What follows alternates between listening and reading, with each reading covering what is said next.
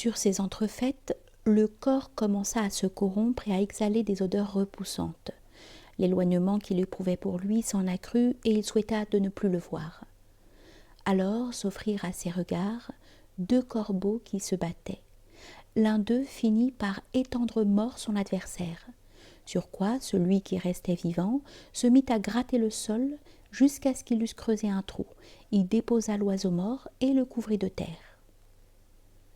Combien est louable, se dit l'enfant, l'action de ce corbeau enterrant le cadavre de son compagnon, bien qu'il ait mal agi en le tuant.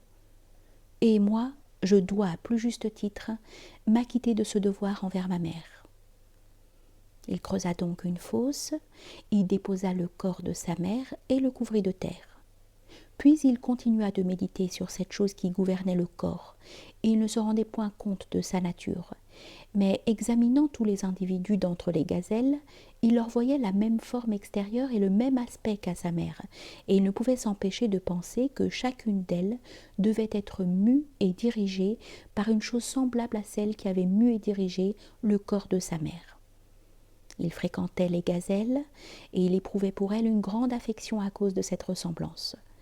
Et il demeura ainsi pendant un long espace de temps, examinant les diverses espèces d'animaux et de plantes, parcourant le rivage de l'île et cherchant s'il rencontrait un être semblable à lui, de même qu'il voyait à chaque individu, animal ou végétal, un grand nombre de congénères.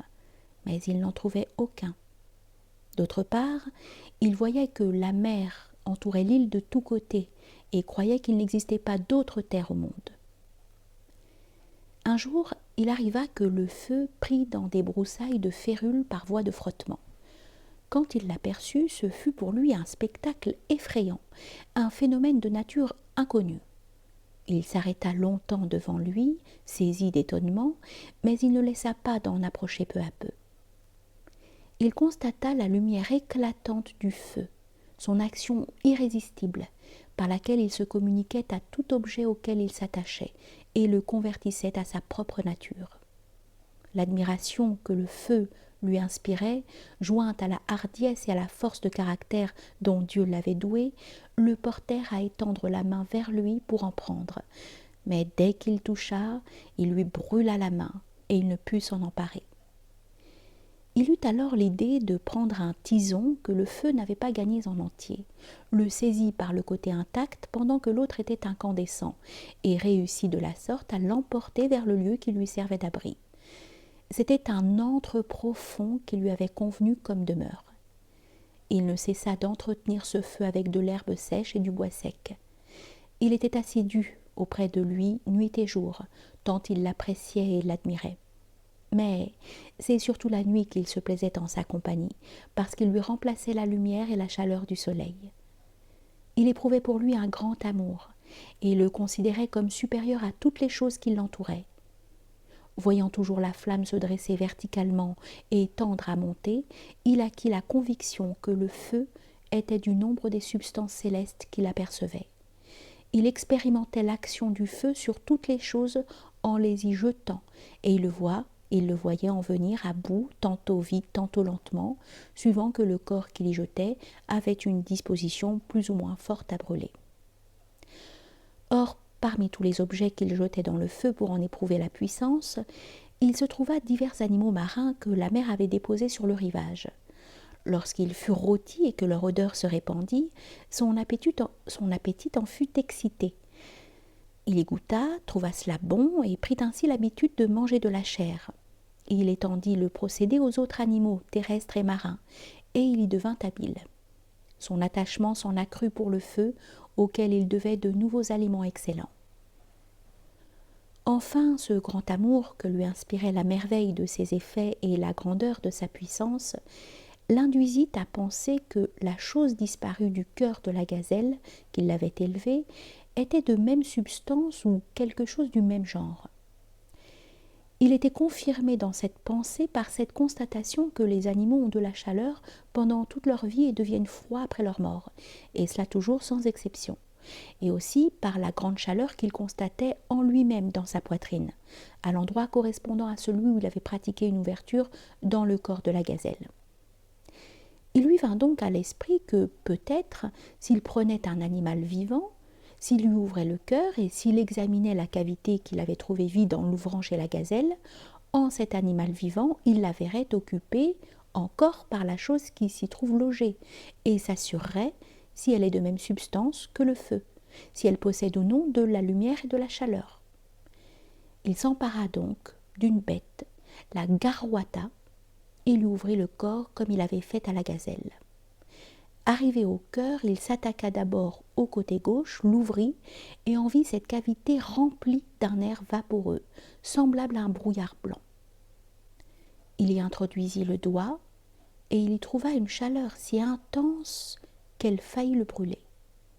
L'animal mourut aussitôt.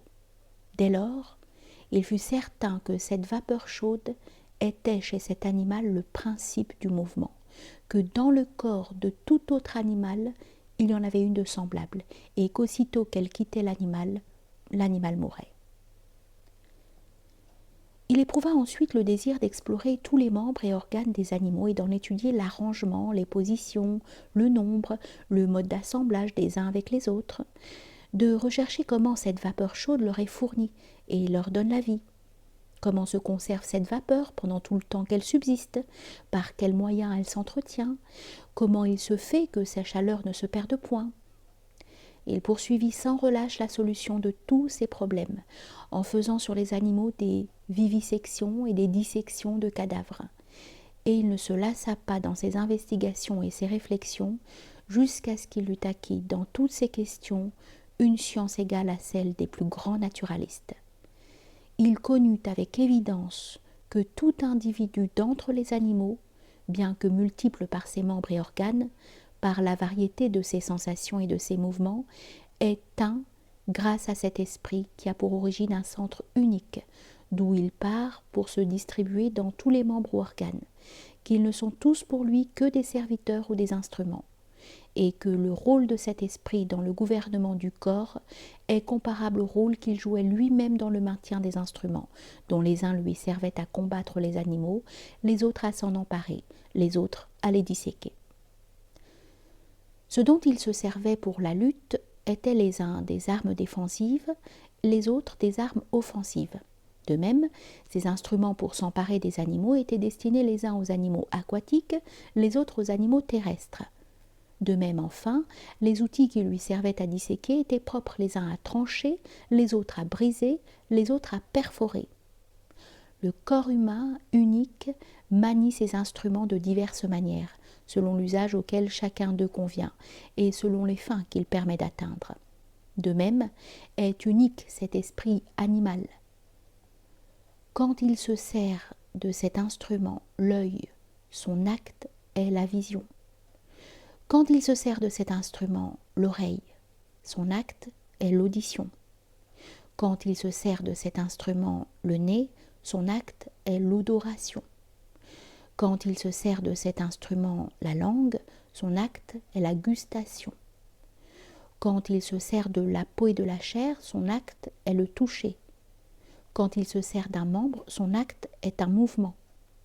Quand il se sert du foie, son acte est la nutrition et la digestion. Chacune de ces fonctions a des organes pour la servir, mais aucune n'exécute un acte qui ne provienne de ce qui leur arrive de cet esprit par les conduits qu'on appelle nerfs. Quand ces conduits sont coupés ou obstrués, l'action du membre ou organe auquel ils correspondent cesse. Les nerfs ne reçoivent l'esprit que des cavités du cerveau, qui lui-même le reçoit du cœur. Le cerveau contient une grande quantité d'esprits animaux, parce que c'est une région du corps partagée en un grand nombre de compartiments. Tout membre ou organe privé de cet esprit, pour une cause quelconque, cesse de fonctionner et devient comme un instrument abandonné, qui n'est point manié, utilisé par l'agent. Si cet esprit sort entièrement du corps, ou s'il est détruit ou dissous d'une manière quelconque, le corps tout entier devient inerte et tombe dans l'état qui est la mort. Il était arrivé au terme de ces considérations au moment où il acheva le 3e septénaire de son existence, c'est-à-dire à l'âge de 21 ans. Dans cet intervalle, son ingéniosité s'était déployée de diverses façons. Il s'était vêtu et chaussé avec les peaux des animaux qu'il disséquait. Comme fil à coudre, il avait utilisé leurs poils, ainsi que les fibres de tiges de guimauve, de mauve, de chanvre et de toutes les plantes filamenteuses. Cet emploi lui avait été suggéré par l'usage qu'il avait fait d'abord de l'alpha. Il avait employé comme haleine de fortes épines et des roseaux aiguisés sur des pierres. Il avait été amené à construire par ce qu'il voyait faire aux hirondelles. Il s'était bâti une demeure et un entrepôt pour le superflu de ses vivres, et l'avait muni d'une porte faite avec des roseaux attachés les uns aux autres, pour en interdire l'accès à tout animal pendant que lui-même serait absent et occupé ailleurs. Il avait dressé des oiseaux de proie pour l'aider à la chasse. Il s'était procuré des volailles pour tirer parti de leurs œufs et de leurs petits. Des cornes de bœuf sauvage lui tenaient lieu de fer de lance. Il les avait emmanchés sur de forts roseaux, sur des bâtons de chênes éens ou d'autres bois, et en s'aidant du feu et de pierres tranchantes, il était parvenu à confectionner ainsi des sortes de lances. Il s'était fabriqué un bouclier de plusieurs peaux superposées. Toutes ces inventions furent le résultat de cette constatation que les armes naturelles lui faisaient défaut, mais que sa main pouvait suppléer à toutes celles qui lui manquaient. Aucun animal, quel qu'il fût, ne lui tenait tête, mais il l'évitait et lui échappait par la fuite. Il réfléchit aux moyens d'y pourvoir.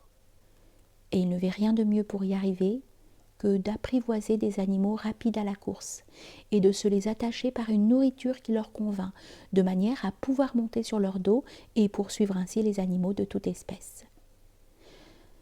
Or, il y avait dans cette île des chevaux et des ânes sauvages. Il prit ceux qui lui convenaient et les amadoua jusqu'à ce qu'il fût arrivé à son but. Il leur mit des sortes de bridons et de selles, faits de lanières et de peaux, et il put alors, comme il l'espérait, donner la chasse aux animaux dont la capture auparavant lui était difficile. Il s'était ingénié à tout cela pendant le temps où il s'occupait à disséquer des animaux et où il étudiait avec passion les particularités et les différences de leurs organes et de leurs membres, c'est-à-dire pendant la période finissant, comme nous l'avons dit, à l'âge de 21 ans.